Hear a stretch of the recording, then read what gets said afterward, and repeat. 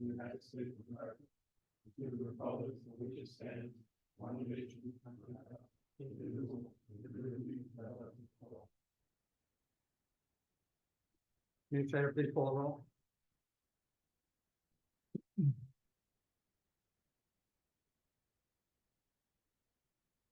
Trustee Henry, Here. your location? No, On the podium. couldn't resist. Trustee Coffee, Here. trustee Evans, Here. trustee Lopez, Here. Mayor Williams. Here. I'll note the presence of myself and the other gentleman and lady present. Thank you, sir. So every year this week, we recognize the police department for National Police Week, which this year is May 12th to May 18th. From the beginning of this nation, law enforcement officers have played an important role in safeguarding the rights and freedoms which are guaranteed by the Constitution and in protecting the lives and property of our citizens. Through constant application of new procedures and technology, such officers are becoming more efficient in the enforcement of our laws. It is important that our people know and understand the problems, duties, and responsibilities of the police departments and the necessity for cooperating with them and maintaining law and order. It is fitting and proper that we express our gratitude for the dedicated service and courageous deeds of law enforcement officers and for the contributions they made to the security and well-being of our people. In 1962, President John F. Kennedy proclaimed May 15th as National Police Officers Memorial Day and a calendar week in which May 15th falls as National Police Week. Established by a joint resolution of Congress in 1962, National Police Week pays special recognition to those law enforcement officers who've lost their lives in the line of duty for the safety and protection of others. National Police Week is a combined effort of many organizations dedicated to honoring America's law enforcement community. The memorial service began in 1982 as a gathering in Senate Park with approximately 120 survivors and supporters of law enforcement. Decades later, the event, more commonly known as National Police Week, has grown to a series of events which attracts thousands of survivors and law enforcement officers to our nation's capital each year. I invite the people of Elmsford to observe Peace Officers Memorial Day and Police Week in this year and each succeeding year and join with us in remembering law enforcement officers, past and present, who by their faithful and loyal devotion to their responsibilities have rendered a dedicated service to the village of Elmsford, and in so doing have established for themselves an enduring reputation for preserving the rights and security of all citizens.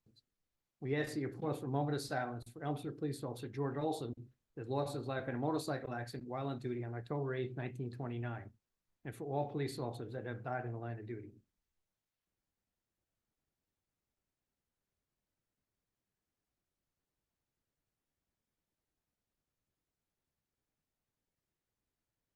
Thank you. To recognize National Police Week 2024 and to honor the service and sacrifice of those enforcement officers killed in the line of duty while protecting our community and safeguarding our democracy.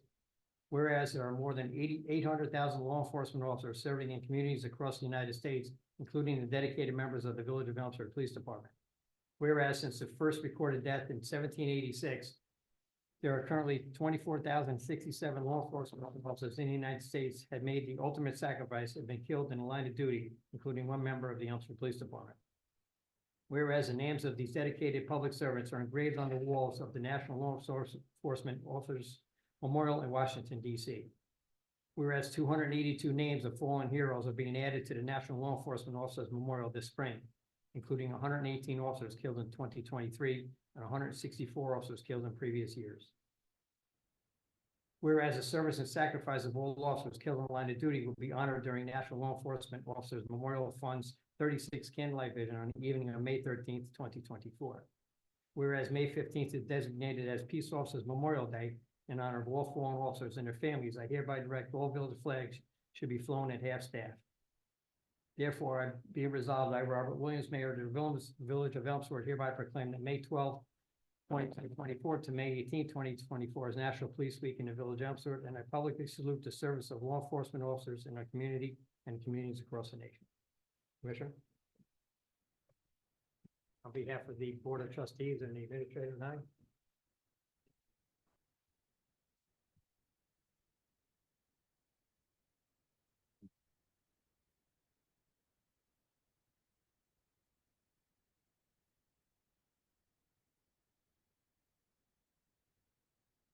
And I broke my promise. I said I shortened them last time, but I didn't. So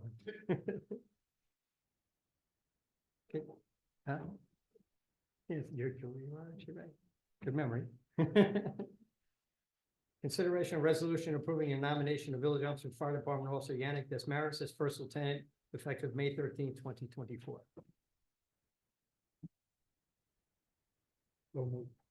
Second. Roll call. Trustee Henry. Aye. Trustee Coffee. Aye. Aye. Aye.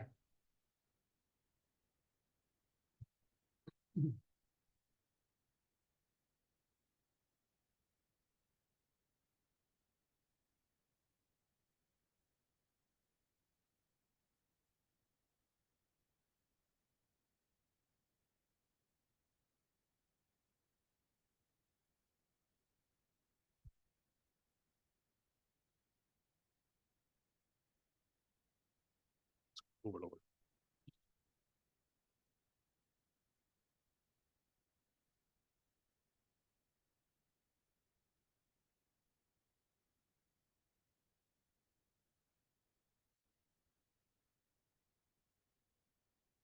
You hear me, Mike? He didn't say anything because he didn't hear. Can you hear me? He said yes. Okay. Well, if you'd raise your right hand and repeat after me. I, in your name, I, Yannick Demare, do solemnly swear do solemnly swear that I will support the Constitution of the United States that I will support the Constitution of the United States and the Constitution of the State of New York. and the Constitution of the State of New York. I will faithfully discharge I would faithfully discharge the duties the duties of First Lieutenant of First Lieutenant according to the best of my ability. according to the best of my abilities. Signature, congratulations. Thank you very much.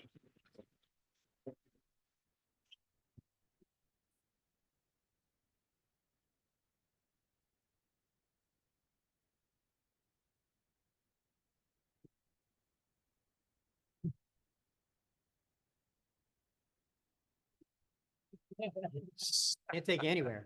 Video. Yeah. That's okay. You're done. Congratulations. Thank you very much. Congratulations.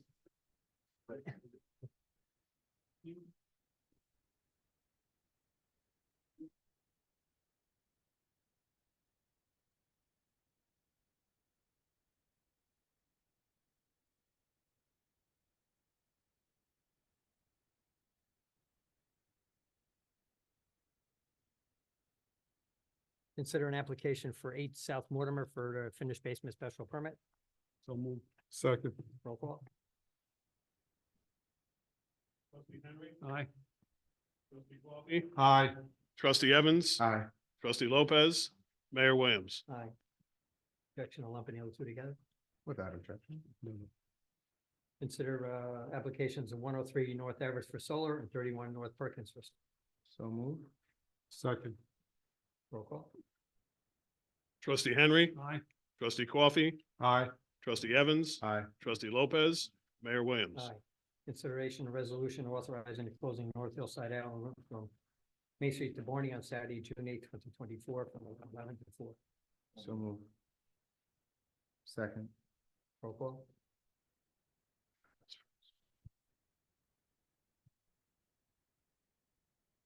Trustee Henry, Aye. Trustee Coffee, Aye. Trustee Evans, Aye. Trustee Lopez, Mayor Williams. Aye. Committee reports, trustee Henry. Thank you, Mayor. The stats for the month of April were 58 fire calls and 64 EMS calls, for a total of 122 emergencies. I'd like to thank Chief Signor for his 2 years of service as fire chief, second time around. Showed a lot of dedication and service to the village. I'd also like to congratulate Chief DeLuca as he embarks on a second term as fire chief, his second time around. You know, due to our manning problems, it's former chiefs have been forced to back into service, which usually didn't happen in the past. I would also like to thank Chief Diaz and the EMS personnel for always doing a great job. And I just want to know one fire response that we had last week on Wednesday, April 8th, about 7 p.m. We were dispatched to the Town Green Drive Maintenance Garage, report of an audible alarm with, water coming out from under the garage door. What it turned out to be was a sprinkler discharge which had fully extinguished a pretty involved fire in the garage involving a utility terrain vehicle and its contents, and it started to communicate to the structure itself. And the one sprinkler had extinguished the fire completely, and that's a lot of heat, because it takes 165 degrees to fuse one of those heads. And it just underscores the real importance of sprinkler systems and the benefit that they carry with them. And this was in the town of Greenberg, part of our response area. Our village code still doesn't compare with the town code, and hopefully, I know Tony worked on it to try to bring ours up to par. The state was resistant to the change, so I don't know whether we could try again or what we could do about that. But they want to see statistics. They want mathematical analysis showing why Elmsford will be different from any other community in the state, which don't, which have limitations on where sprinklers are required and why we need to go over and above that. And, that's what we really would need to complete it. Tackle that again. Okay. Thank you. That's all I have. Thank you, sir. Trustee Corby? Okay, thank you, Mayor. I'd like to thank Tony and Sean. They've been handling the building department. It's been a very busy spring for them, in addition to processing permits and reviewing plans and doing inspections. Tony's completed the draft of the annual water quality report, which is currently into the health department for review, after which it'll be posted on the website and we will mail notices to all the water customers. They are just wrapping up the HVAC contract for the Village Hall and just completed the playground renovation contract at White Plains Avenue Park. He's opened bids on a water main replacement contract, which he designed with the assistance of the county planning department for Route 9A from Main Street to Van Wart, and they're getting to award the project. They're getting ready to start the 2024 annual fire inspections, beginning with garages, service stations, and then the assembly spaces. That's it for the building department. Thank you, sir. And then from our friends at the Ardsley Library, they've sent us notice that they have a book and banter book club. And it's a historical novel that they're looking to be reading, and they're going to be doing it in person on Thursday, June 6th at 6:45 p.m. And that's all I have for me. Thank you, sir. Thank you, sir. That sounds like fun. Trustee Evans? Thank you, Mayor. First off, kudos and a thank you to Brian and our Highway and Sanitation Department, who continue to do a great job on behalf of our community. The weather is beginning to change, and thus their jobs have begun to alter with it. So 2 dead trees have been removed, one on Cabot Avenue and another on Nepperhan Avenue.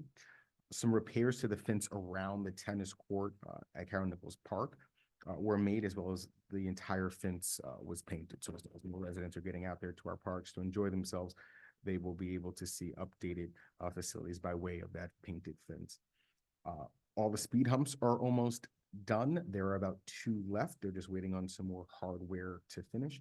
And of course, the usual daily maintenance that they take care of, in addition to, as you can tell, beginning to beautify our community as we begin to move into the spring and summer months.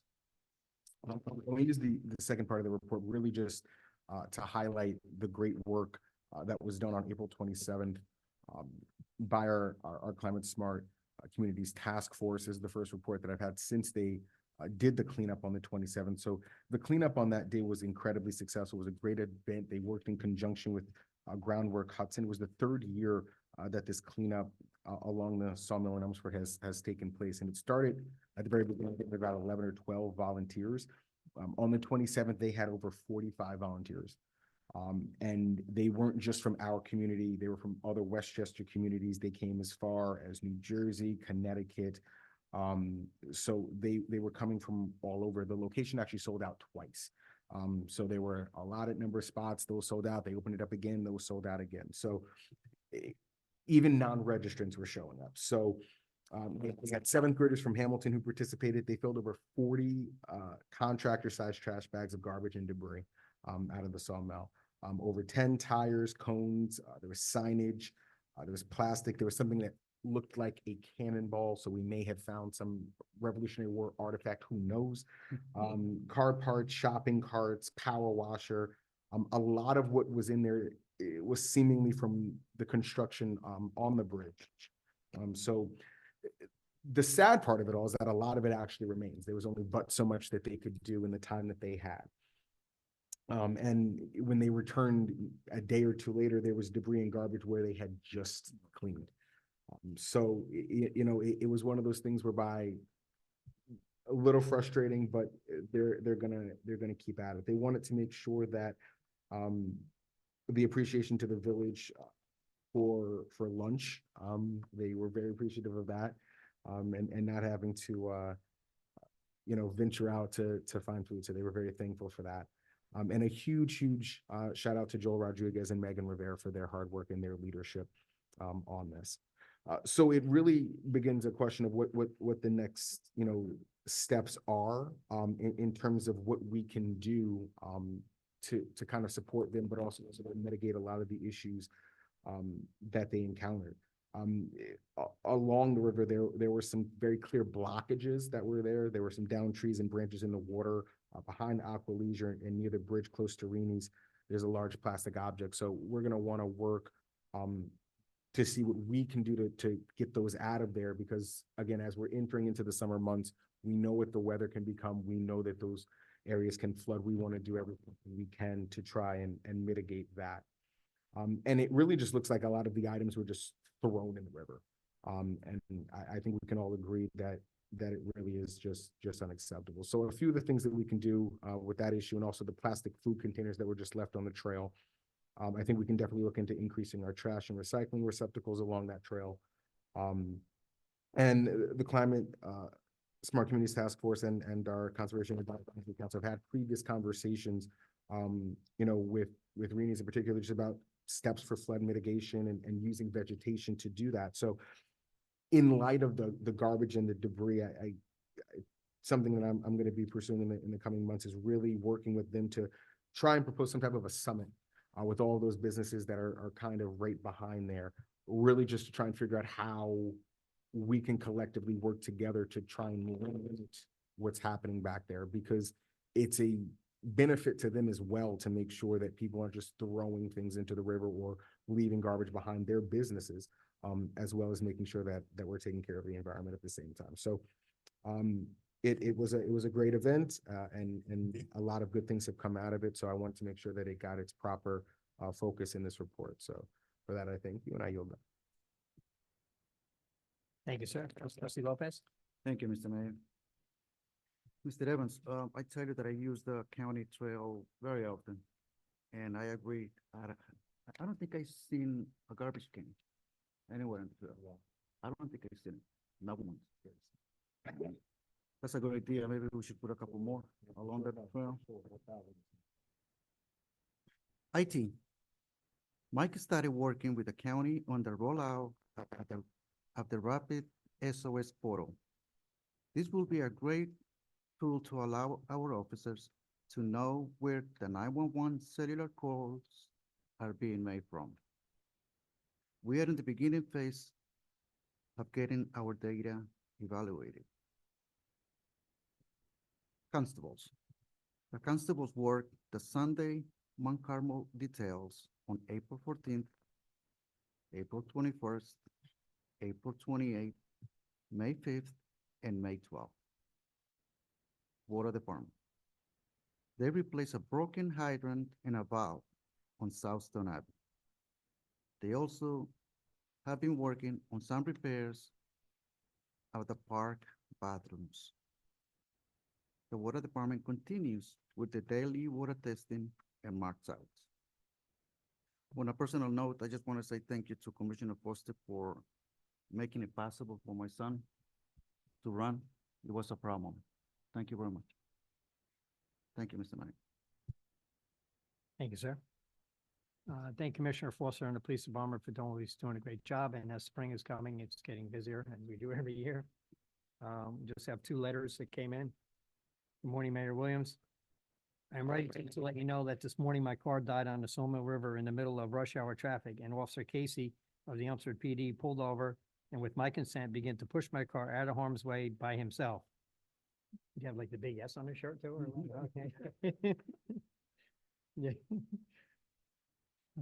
I told him the same thing. This man is a true hero. There you go. 2 bystanders joined in to get me safely into a parking lot, but I didn't want to let the opportunity for his gesture being recognized to go by. I don't know the protocol, but please make sure this man gets credit for going above and beyond. In an era where the police are not always seen as friends of the people, he has renewed my faith that there are some really amazing people on our police force. Thank you, Kimberly Ware. So we'll send a note to Tom Casey. And thank you. Yeah. And this one's addressed to the Elmsford Police Department. I'd like to thank the 3 police officers that responded to my emergency call and helped me up off of my trapped legs on the top step and helped me to my bedroom. Very professional. Please accept my donation of $150 to the Elmsford PBA. Sincerely, James Correa. And those officers were Tom Casey, Robert Cressman, and Julian Collins. I'm going to thank them too. Thank you. Administrator? Thank you, sir. Council? Thank you. Chief, EMS guy? Thank you. Highway? Building? I want to commend the water department that, they replaced that hydrant in front of the senior center. I've been doing this for 30+ years, dealing with water mains, and when you think you've seen it all, there's always something new underground. So the water main looked like spaghetti, and you'd think that the hydrant is connected to the water main in front of it, but no, it went down the block and around the corner and was connected to a different location. So there was a lot of studying and figuring out involved to figure out how to even shut the thing down for them to repair it. So they did a great job on it. We chalked it up to things are normal. Yeah. right? Thank you. Water? PD? IT? Mhm.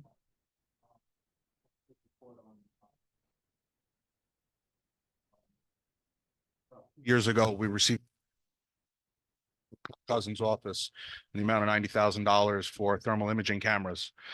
On May 1st, we received word that the grant was finalized and approved. We're able to order these 12 very important. They're going to be upgrading all our current fleet, our chief's cars, which we've never had them before. And it's a very important grant that we're very happy to accept. I did want to just make a note that the letter that we had sent from the fire department to Senator Cousins' office was the easy part. The hard part was the next 2 years that our Administrator Mills had to deal with getting the grant approved through all the different levels of state government. And he constantly reminded me how much fun it was, not really, to get that all done. On behalf of the fire department, we just like to thank Mr. Mills for getting that grant taken care of for us, and we were able to get these ordered. Thank you. Thank you. Anyone from the public?